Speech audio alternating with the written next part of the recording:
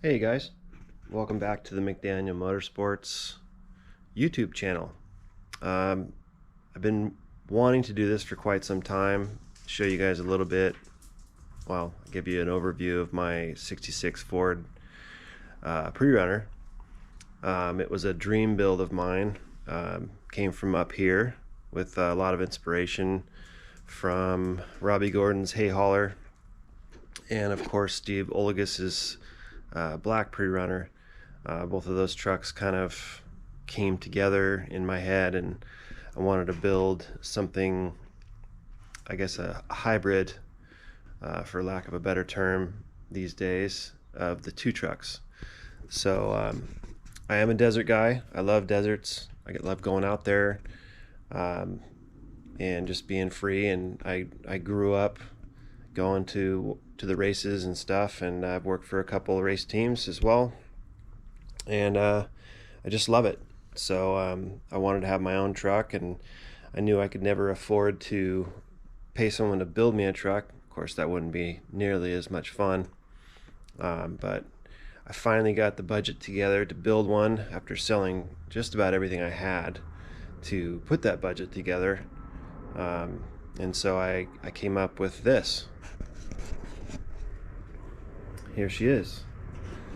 So this is a 66 Ford F100. It's the second year of the I-beam front suspension.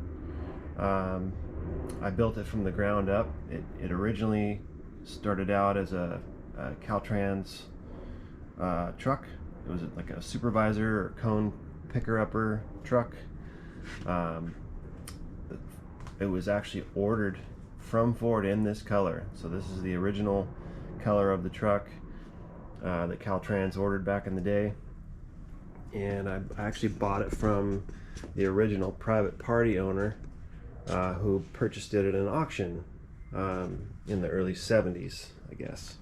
So he was a nice man. He was actually a high school music teacher, and he drove his kids around the United States, and his kids actually sat in the bed. I've got a couple of really cool pictures that I will share of his kids sitting in the bed of this truck.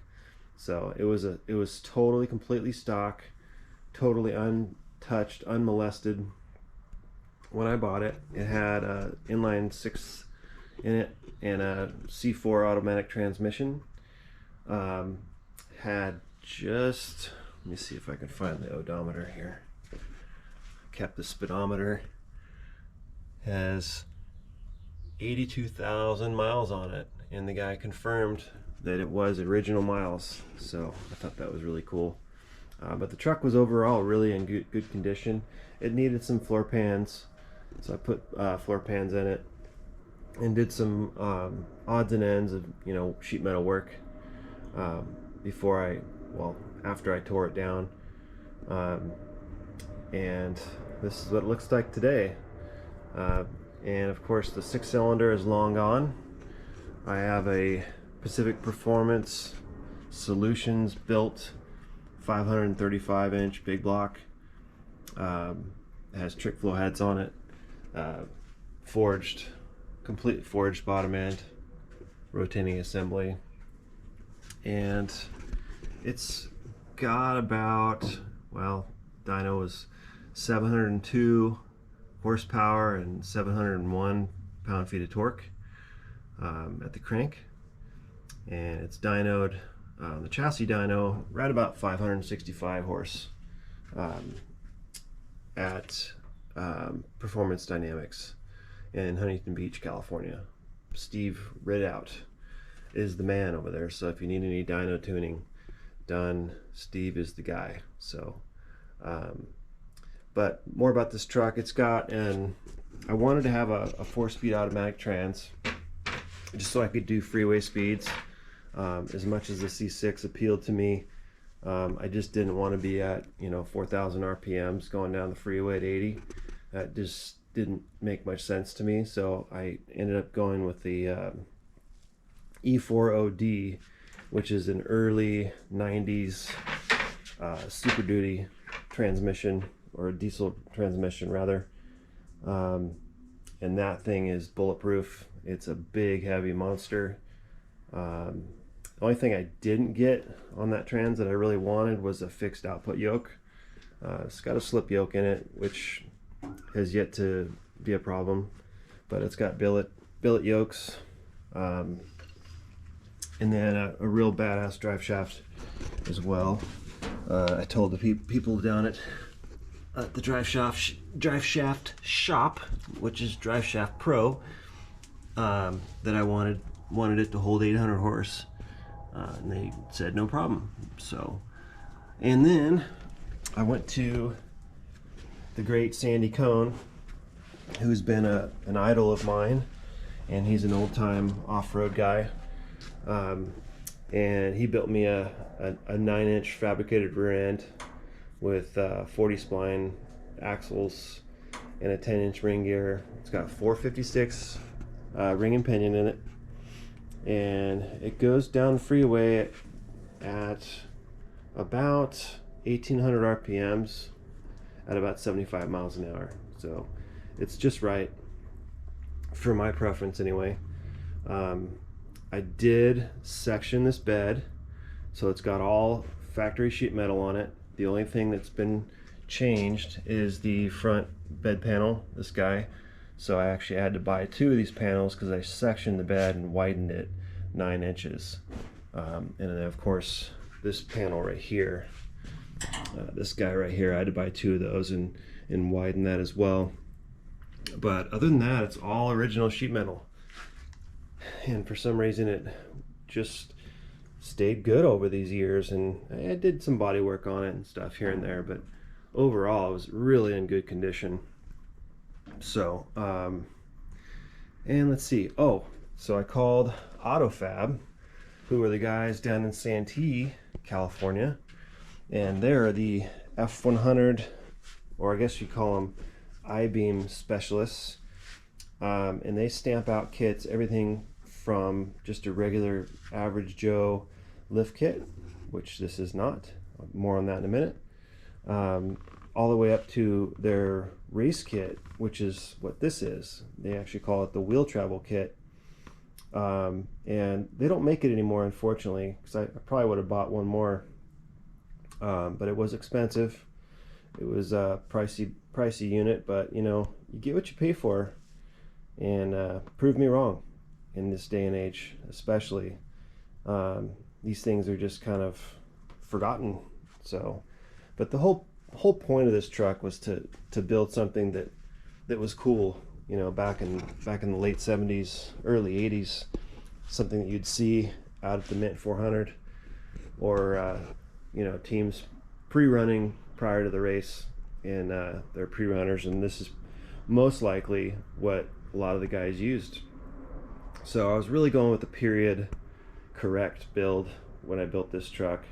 I really didn't want to do anything electronic, but I kind of got railroaded into that with the transmission.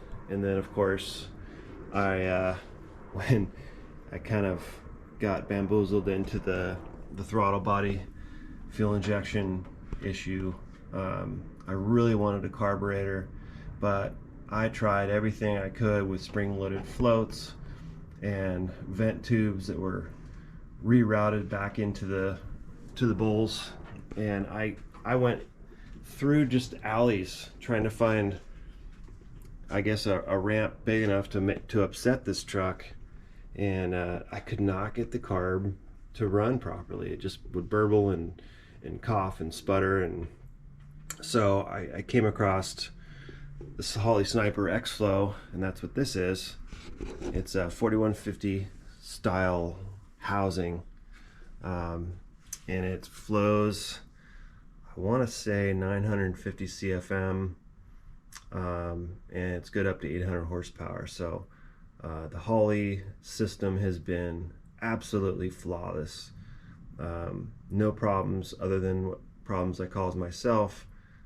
I have not experienced any issues. Again, any issues that I didn't cause myself. So I would highly recommend this Holley Sniper setup to anybody that's running an off-road truck or is serious about their setup. It's a pricey bugger, but let me tell you, it'll change your mind about fuel injection. And I really am a carburetor guy. I like carburetors. I believe they make more power and they're more adjustable, if you know what you're doing, of course. But I don't think you get the performance or user-friendly performance out of a carburetor if you're like me. And I also went with a Sniper Hyperspark distributor. That was a huge, I guess, a huge compliment to the Sniper EFI. They should sell the two together, but I'm sure the price would scare everybody away. So everything, the distributor was $400, so that's a little high for a distributor, but it's good parts. It's a billet distributor, and Holley, everybody knows Holley is good, but it's expensive. So there's that trade-off. The truck has Wilwood brakes, 4-piston calipers. They're the ultralight calipers, front and rear. Wanted to run the same caliper front and rear for interchangeability. And of course I'm running a 15-inch wheel, and that really limits your brake choices. So luckily they made a good performance caliper that would fit behind a 15-inch wheel. So, and then I searched far and wide for the proper wheel for this truck, and I don't believe anybody would disagree with me that these are the right wheels. This is what you would find back in the day on trucks, and in my opinion that is the best looking wheel still to this day. And I know everybody loves these modern wheels, but I believe it's a sin to put them on an old truck. So, and of course, I wouldn't go out race with these old 50-year-old wheels. I'm not telling you to do that. I'm just saying that for my pre-runner and the way I wanted it to look, these 50-year-old wheels were the jam, the kill. And I went far and wide to find a good set. Finally came across this guy named Scott who runs Detroit Vintage Wheel. He was up in Minnesota or Detroit, Michigan. I don't know. I know he lives in Arizona now. Scott, hit me up if you want his number. He's a great guy. I have a really good story. I can tell you at a different date, but he really came through for me and made me a customer for life. So, but I've got 15 7s in the front, and of course you got to have 15 8.5s in the rear because you got to have that stagger. And so you can see it's a bit deeper in the back. You see the full floater snout. So for those of you who don't know what a full floating housing is, this design allows you to pull the axle out without removing the hub.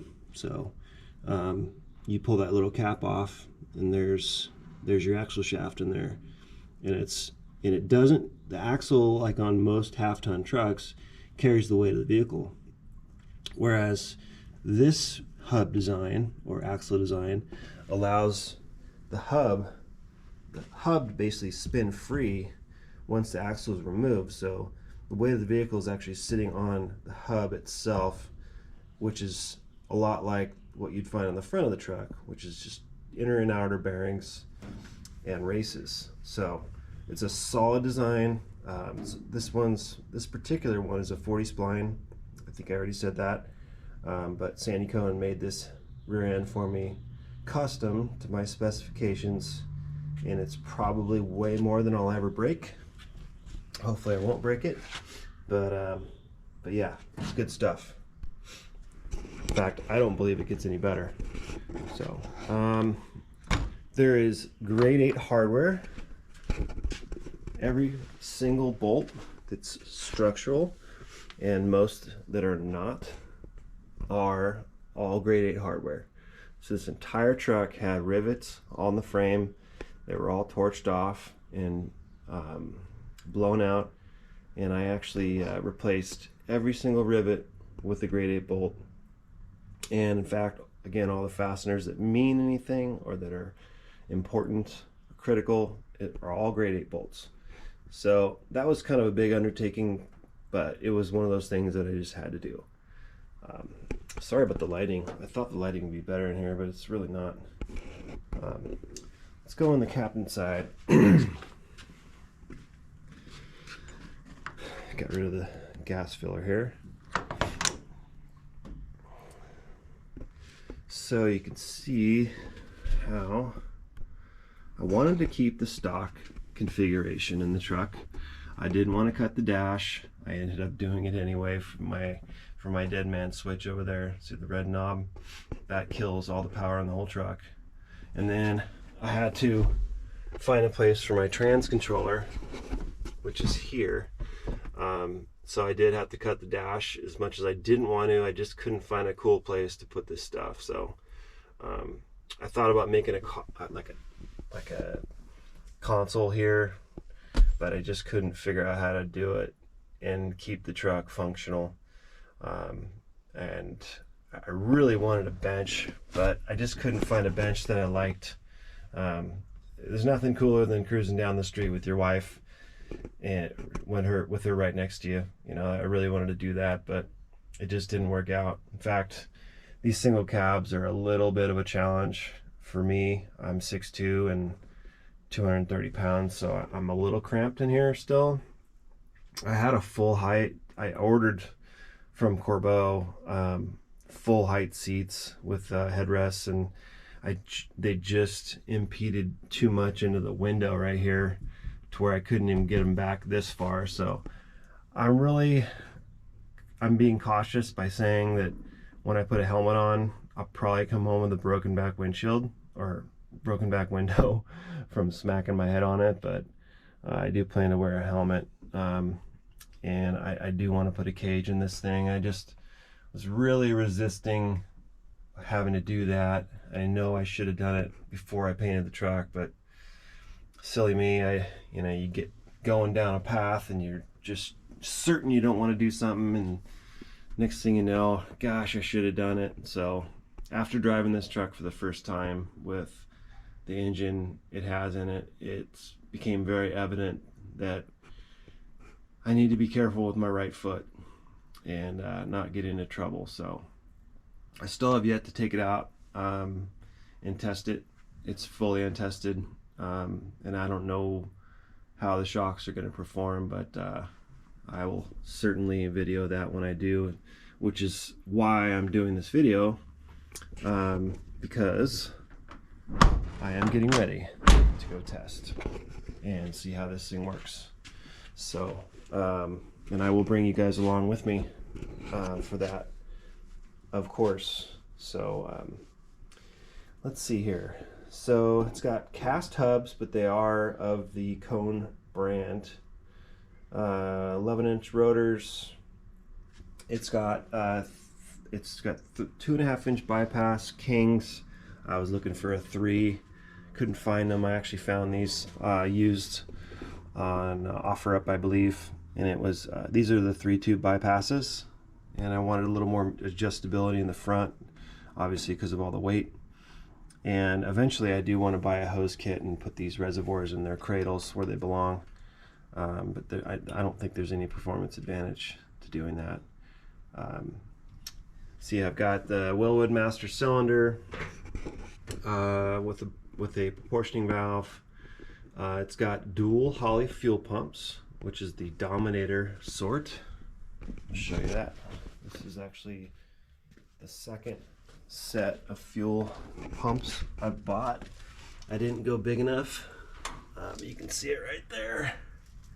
It's a one housing, but it's got 2 motors in it, and so you can actually, I switched them individually, so you could actually use one pump up, and when it fails, you can just turn the other one on.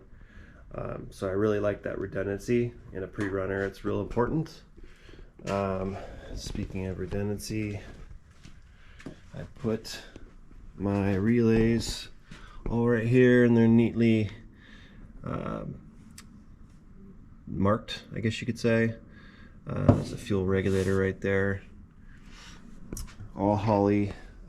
Every piece of hose and every fitting on this truck is AN, so Army Navy, and they're all Russell brand. I really like Russell. I like Earls too, but I couldn't find every single fitting. There's a lot of fittings on this truck, and I could not get them all on Russell, unfortunately, so I had to branch out and go with Earls on a few different things. So, but there has been some trial and error with this truck. Obviously, with ground up builds, you think you know what you're doing, and then you figure out when you're driving it or when you first start it, it doesn't work. And then of course under load is different than idling and all that stuff. So I've got a redundant ignition coil system here. It's really just 2 coils and 2 brackets, and I can just switch them over when one fails. Let's see here. Oh, really important in a pre-runner, you gotta have air conditioning. I mean, come on. I don't know about you, but I'm a 49-year-old man, and I run hot. I gotta have air conditioning, and the air conditioning in this truck has leaving air temperature of 44 degrees. It is truly amazing. And in that single cab, let me tell you, it is cold. So before I put the air conditioning in this truck, it was literally like driving a heater around. So this engine and headers create a ton of heat. So there's my puke tank here. I tried these guys on the valve covers, and all they do is just waft a bunch of oil and residue all over your headers and just create smoke, and it becomes a fire hazard eventually when you get up in the RPMs. So I ran these guys into this puke tank and I just drained it out. It's crazy how much condensation comes out of these guys, but it's better to come out in here and then in your oil galley. So let's see here. It's got an American Auto Wire full harness on it, which I really like from those guys. Their stuff is second to none. I know there's other companies out there that make similar products, but I've had really good luck with American Auto Wire. Even if you're just doing a stock build, it's just all so well labeled, and even after you've installed it, it's really easy to troubleshoot problems. So got a 4-core Champion radiator in here. It's got dual electric fans. I do need to figure out something else with this thing. I haven't ran it at race speed and then stopped in the desert, so I guess I'll let you know how it works out. But it just runs a little warmer than I'm comfortable with, and I'm a fanatic about my engines, and gosh, everything costs so much money. It's really scary, but I'm not afraid to get after it. I just don't want to hurt this engine if I can help it. So so I do need to figure out a better system, especially with the air conditioning system. It actually pushed the radiator back towards the engine with this little standoff right here. I know it's kind of hard to see, but maybe you can see it. But anyway, it pushed the radiator closer to the pulley system, and as you can see, there's not much room to work with there. So I need to figure something out without cutting the truck apart. So that's been my biggest holdup. So let's see here. All this chrome or bright work was original to the truck. The grill actually was white, but I took the liberty of chroming everything, and again, it's all original. So there's no Chinese reproduction stuff here. Let's see here, what else am I missing? Oh, I built these headers, and don't laugh, but they're my first headers I've ever built from scratch, and what a cool experience that was. Of course, I made some mistakes along the way, but you know what? It's crazy to me that no one builds a set of headers for an F100 two-wheel drive for a big block. I tried some Mad Dog headers and they just didn't work with the suspension, which Mad Dog makes a really great product, and I will wave their flag. Absolutely, they're great people. It's a mom and pop shop. They're good folks. It just didn't work for my suspension. I think their four-wheel drive headers work really well in the four-wheel drive applications, but when you get into the high travel or adequate travel, we'll say, in this circumstance, it just didn't work. So I tried modifying those Mad Dogs and it just didn't work out. So I ended up going to stainlessheaders.com and made a purchase of the flanges, and the flanges have stubs on them, and then you get a bunch of U-bends and all kinds of angles and stuff, and you just put it together. But I did go out and take the next step, and let me tell you, the guys at Ice Engine Works make building headers so easy for dummies like me. This kit right here saved my butt. This really is a great system. So what it is, if you've ever played with Legos, you'll feel me here. So all these little guys here are different angles. So you choose what diameter you want, and then you can buy all these different degree angles, and they all just snap together. So you have these guys here, which actually, so the header flanges come with stubs about that long, about 2 inches deep, and then you buy these little brackets that hold these guys on to the header stubs, and these are really nice pieces of equipment here. But all of these guys are all different angles, and so you can basically build your entire header one side at a time, unless you want to have 2 suitcases full of these things. You build them out of Legos basically, and then you take each primary apart, lay it on the ground or on your workbench, and then you mark it up, and you basically create it out of steel. It's really cool. So I would highly recommend it. It's a bit of an investment, don't get me wrong, but let's face it, in the car world, especially if you're building your own stuff, everything's an investment. But once you have it, it's good to have, very handy. But this truck was very complicated as far as headers go. They're probably, I bet they're 4 feet long. I don't look very long in this on the outside, but look what I had to get through on the driver's side. I mean, the steering box is on the inside of the frame, and it had a plate and a gusset to get around, and then I had my brake line risers right there too. It was really a huge hassle. I almost gave up a couple times, but I'm just too stubborn for that. So, but yeah, I MIG welded it, and these are mild steel headers. I wanted to do stainless, but I don't have the patience to back purge, and I just don't have the patience. So maybe one day, if I have a less complicated set of headers, I'll probably do some stainless work. I can weld stainless. It's a hassle, and I didn't really have the patience for it. I was really already up against this complicated header. So, but I've been running these headers for about 2 years, and they don't leak, and I'm getting good O2 readings on my sensors, so I think I did it right. Exhaust is pretty simple on this truck. I've been through 3 different mufflers, or 3 different muffler designs rather. This guy is, sorry about the crappy lighting in here, but hopefully you can see. This is the I think it's the 4-chamber Flowmaster, and I'm a Flowmaster guy. I don't care if they don't make the power everybody else's muffler do. It's just the sound.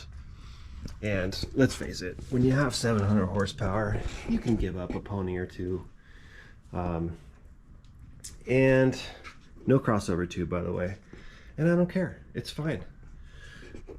So the reason I widened the bed is because I wanted the tires to travel up in the fenders.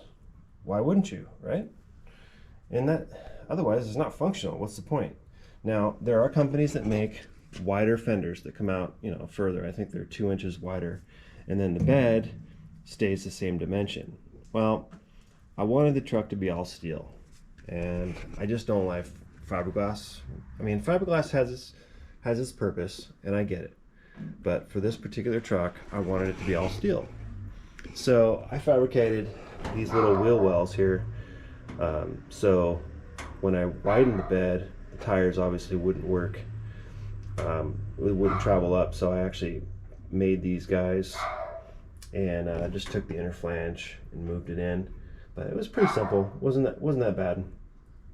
And then I had to figure out how to make a bed, or make the bed functional, because the whole point to me of even if it is a pre-runner, a pickup should be functional. And I'm still not done with this bed. I have just been really busy, and I haven't had a chance to finish it, and that's my excuse. I've got other projects. I have 2 companies. It's really hard to get to it. But what I have done so far is I've done square tube across runners, across wherever I could, full length, and I just did channels basically down the whole thing, and then I connected them where it had to go around the shocks and whatnot. I still haven't finished these plates here, but with this backbone here in the way, tying the frame together, and then the front of the hoops.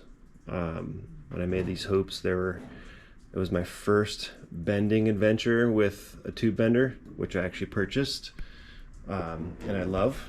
I just haven't had much time to use it, but I do need to make a spare tire carrier. That's the plan here, and it's going to be removable, so I can get this whole thing apart. I like the ability to remove components for servicing and inspection and whatnot. A lot of guys weld their hoops onto their trucks and engine cross braces and whatnot, and that's not, I mean, there's nothing wrong with it. I'm just saying, it's in this particular case, I wanted to have everything removable and modular. So yeah, there's not much welded to the frame on this truck. It's all bracket. So but anyway, you could see some more of the square tube here, and I just did some simple straps for this fuel cell. This is a Fuel Safe brand Enduro fuel cell. It's a 40 gallon, really a nice fuel tank, or fuel cell rather. Pricey, of course. It's Fuel Safe, but you get what you pay for. But yeah, I had a challenge putting this guy in. I really wanted it below the bed, but it just wasn't going to happen. I didn't have the clearance underneath the truck, and in fact, it sits down pretty low as it is. So I still need to make a skid plate for it. But yeah. Oh, and the brake lines, everything is stainless, whether it's hard line or braided. I bent every single one of those bends, and single flare, and created, I even made all the stainless lines, or I'm sorry, the braided lines, and did some Adele clamps, and tried to do as nice as I could. Hey, it stops, so I must have done it somewhat okay. It's got, I know I'm kind of jumping around here, it's got a 2-inch King bump stops in the rear, and it's got 2.5s in the front, and then these guys are 2.5 diameter bypasses. They're 2-tube bypasses, so basically just one rebound, one compression. It's a simpler shock for the rear. I really didn't think I needed a more complicated shock, but I guess I'll let you know once I get out to test it. It's got dual batteries, dual Optima yellow tops, and I took the liberty of mounting them here. So far it's worked out pretty good. I don't have them switched. I really just have a dead man switch, and they're in series. So I just like that redundancy. As you can see, my trans cooler. There's 2 trans coolers on this truck. One of them is there, and the other one is the lower portion of the radiator in the front of the truck. It's all that stainless AN line 2 everywhere, all over this truck. Stuff's hard on your hands, but it just looks so cool. I just dig it. So, and it's kind of period correct as well. So back to why the front end of this truck, or the tires, are off this truck. So I'm getting to the minutia that I've wanted to get to since I've had this truck on the road, which has been about 4 years now. It's just got those little things that bother me. And so when this shock, for instance, when this shock is in here, you can tell that the housing of the shock is actually going to contact this coil spring.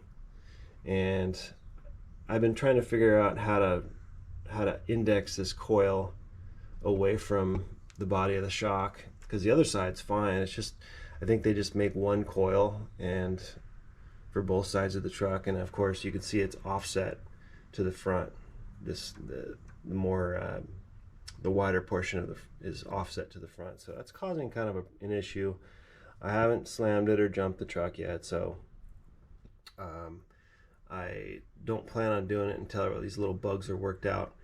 And then you can't really see it over here. Show you here. The big heim joints on my radius arms here have Zerk fittings on the bottom. And when I first put it together, I didn't think I'd be able to access the top, but there's plenty of room to access the top, so I just need to flip those upward, because the first rock is going to rip those things right off, and then that heim will not be serviceable anymore. So I need to get that done. The coil spring issue, and then you could see where the driver's side I-beam mounts to the bracket here. It's a little too close for comfort with the steering swing set. So when the steering articulates, it doesn't hit, but I just have a feeling when things are going down and I'm moving, it might deflect a little bit, and I just don't want to lose steering at a high speed. So I'm going to flip that bolt around in the I-beam. I like to point all the bolts backwards, so when the truck's going forward, the bolts don't come out. I know it's far-fetched, but it's kind of a McDonnell Douglas thought process. Some old timers that I've worked with taught me that, and it's kind of stuck with me over the years. So I'm going to do that and really just bolt check everything else. Tightened up some stuff on the leaf springs today, but yeah, that's about it. So if you have any questions on this truck, I'm happy to answer them. I've had a lot of people asking about it. Oh, here's one of my boo-boos on my headers. I made this guy too far down. I should have just jogged it from here back, but yeah, it's kind of screwed up here and made it so the tire contacts it a little bit. I've kissed it with the hammer, but it's still not rusting, which tells me that the tire is still hitting it. So I need to fix that. I'm either going to beat on it some more or cut it off and try to re-weld another elbow in there. So, but yeah, it's just little stuff like that. These trucks always need love. But this build's about 4 years old, and I did a full ground up when I built it, and I love it. I still get sweaty palms when I drive it, which tells me it's still working for me. So, but I will be going to the Cruising PCH thing this weekend, starting at SoCo in the Mix. I've done that once, actually twice in this truck, and it was really cool. A lot of cool people there, and it's really just a cruise up PCH once we all meet and hang out at SoCo in the Mix first, and then we drive up to Long Beach, and I think it's to Wahoo's fish tacos this time. So but yeah, if you guys if you're local to me in Orange County here and do that cruise, come say hi. You'll see the truck. I just love talking with people, and especially like-minded people, and just checking out all the cool hot rods. But we will be there, or I will be there in the truck. Can't miss it. It's bright orange. But anyway, I hope you enjoyed the video, and I'm gonna show you how I do this stuff, like with these little fixes and stuff. So hang tight, we'll get working. When you're in the shop, you always have to take time and pet the dog.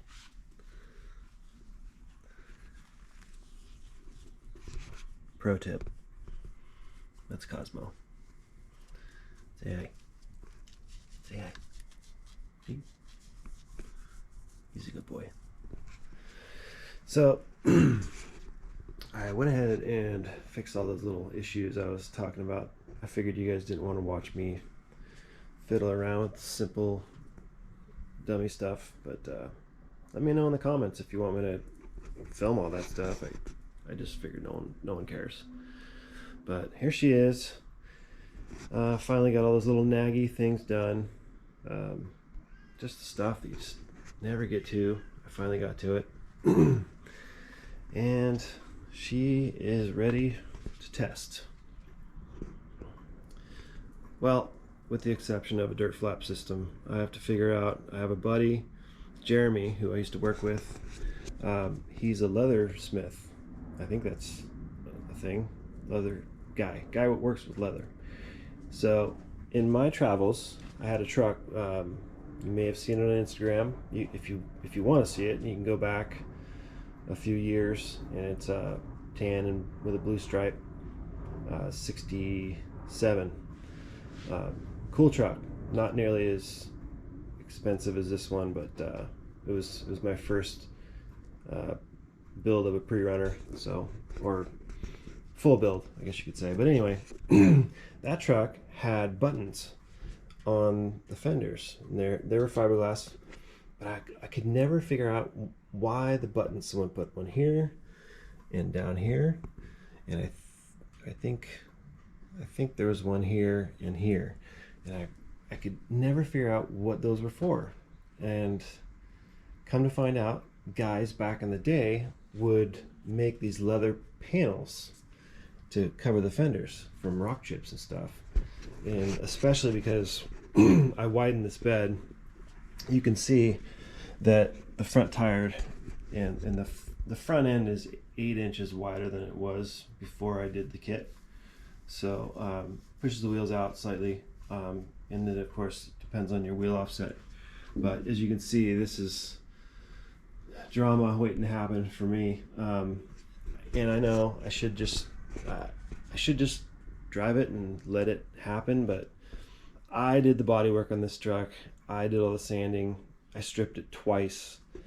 A lot of work, man. It's just hard to just deliberately see that happen. So anyway, my buddy Jeremy's gonna make me some panels, long story short, and I want to take it out sooner. So I was thinking about just fabricating up a little Chingus bracket there, and I have a bunch of rubber flap laying around, so I was thinking about making something like that. It looked kind of trucker-ish, but it's better than ruining that beauty of a fender back there, and it's steel. So anyway, but yeah, she's all back together, looking ready, looking good. Hood, one of my favorite parts of the truck. That was really stressful, cutting that hole and doing it right the first time. I measured 10 times probably. Yeah, not too shabby though. Ended up coming out pretty cool. And this side, I gotta charge this one shock. Got my bottle right there, and gonna go do some test driving tomorrow, but not on the dirt yet. I still have to figure that out, but it's coming. I think I just bought a I've been jonesing for a Dodge Charger, and I just got to get it out of my system. So I finally found one that I can sort of afford. It's a trash, but to me it's I think it's within my skill level to fix the car. So but that's real exciting, so I'll be showing that if it happens. But anyway, thanks for watching, and let me know in the comments if you guys want to see something specific about the truck or anything else we've shown you guys. But again, like, subscribe, and share. All right, thanks guys.